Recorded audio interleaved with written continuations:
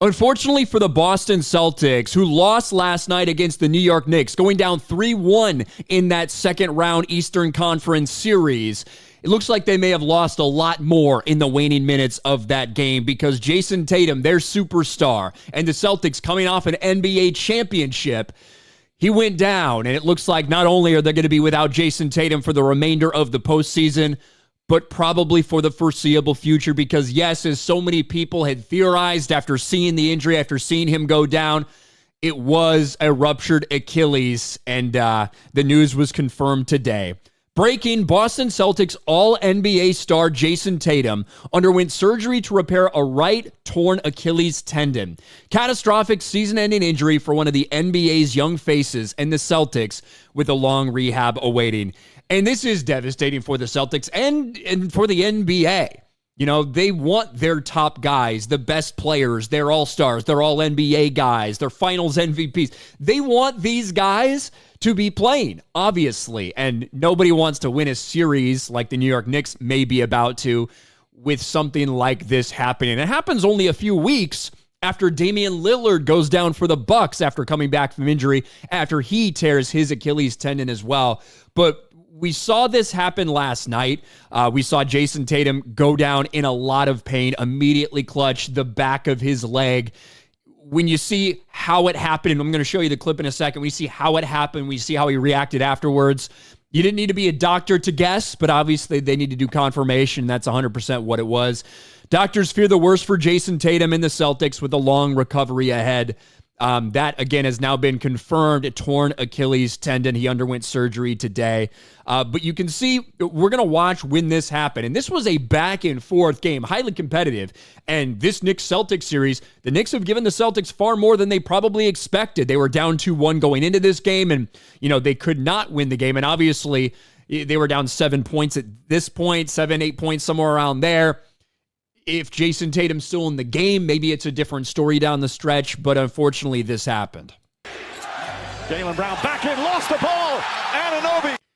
Now, Anunoby goes and, dunks the ball in the breakaway, but you can see Jayson Tatum, this is the play it happened. OG Anunoby's able to step in front of it, but as Jayson Tatum heads toward the ball, you see him plant that foot to try to push off to get it, and he just goes down hard. And you're thinking, okay, maybe twisted something, whatever. No, he was writhing in pain at the opposite end of the court throughout this fast break. Throws it down, and Tatum is hurt. Tatum is down.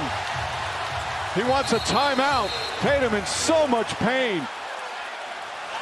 And the Celtics call. And that's when you see it. When you see him reach down there, when you see these guys reach down there, that's typically what it means.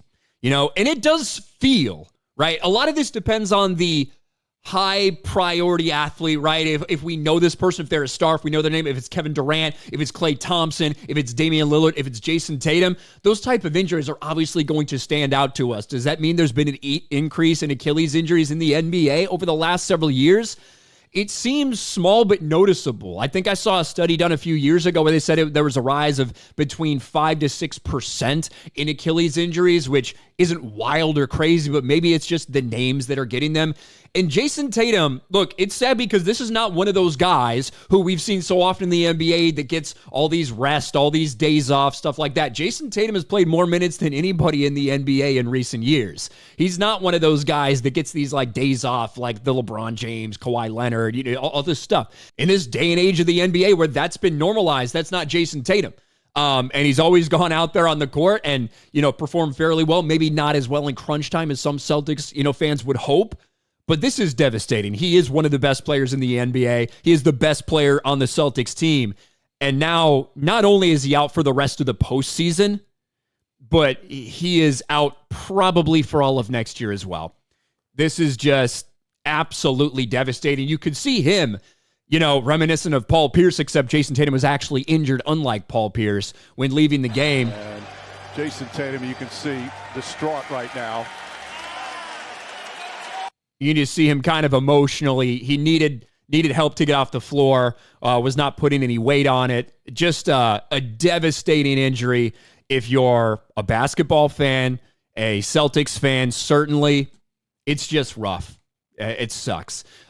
These NBA playoffs, You've had some of these series that have been incredibly, very, very incredibly competitive and great TV to watch. Not necessarily the case with the NBA regular season, but the ratings in the postseason, they have been through the roof compared to modern day NBA ratings. And you just hate to see this happen. We'll see if the Celtics can overcome a lot, not only a 3-1 deficit, but the loss of their best player. What do you guys think about this? Let me know in the comments section below, and I'll talk to you later.